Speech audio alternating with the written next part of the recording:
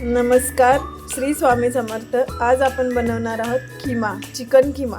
त्याच्यासाठी आपण घेतलेले आहेत कोथिंबीर, हिरव्या मिरच्या, काळी मिरी, इलायची, 2 मोठे कांदे, अद्रक, लसूण आणि मी चिकन धुवून त्याला हळद आणि धनिया पावडर लावून कांदा कापून झालेला आहे। हिरवं वाटण पण तयार आहे। आता आपण गॅसवरती पॅन गरम व्हायला ठेवलं आहे। त्याच्यात टाकूया 2 चमचे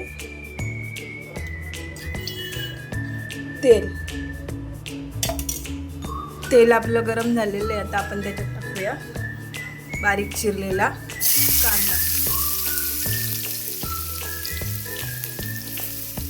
कांदा आपला आता गोल्डन झालेला आहे, एकदम असा फ्राय करून घ्यायचा। आता त्याच्यामध्ये टाकूया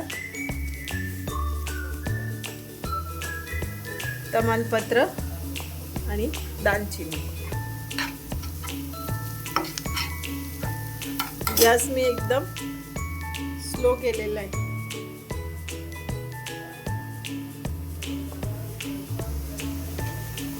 त्याला थोडंसं फ्राय करून घेऊ। त्याच्यामध्ये टाकूया अद्रक लसूणची पेस्ट, 1 छोटी वाटी। त्याला चांगलं फ्राय करून घेऊया अद्रक लसूणची पेस्टला पण, म्हणजे ते चांगलं एकजीव होईल। आपण आता दही घेऊया, त्याच्यामध्ये काही मसाले टाकूया। दह्यामध्ये 1 चमचा धने पावडर, अर्धा चमचा जिरा पावडर टाकलेली आहे आणि आपण त्याला मिक्स करूया। हिरवं वाटण आणि त्याला मिक्स करूया।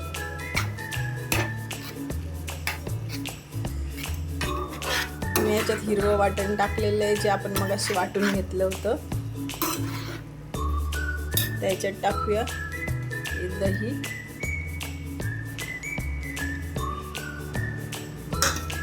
ते पण मिक्स करूया।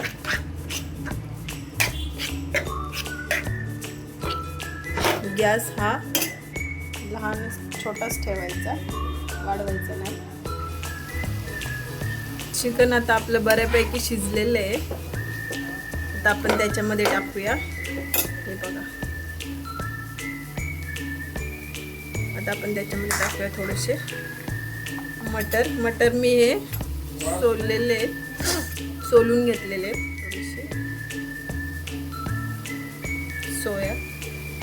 सुवा म्हणजे शेपूची भाजी, आणि त्याला मिक्स करू। मीठ टाकूया 1 चमचा।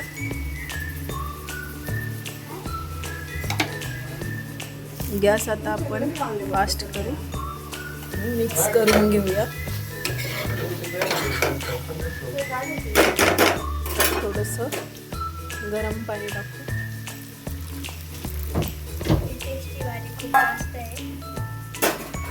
मिक्स करूया।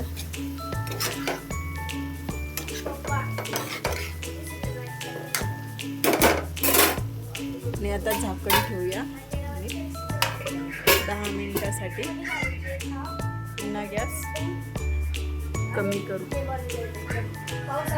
त्याला झाकण ठेवून शिजवलेलं आहे, त्याच्यामुळे आता बघू शकतो खूप छान झालेलं आहे आणि एकदम परफेक्ट शिजलेलं आहे। आपला खिमा तयार आहे। आता आपण त्याच्यावर टाकूया खूप सारी कोथिंबीर आणि गरम गरम सर्व करूया।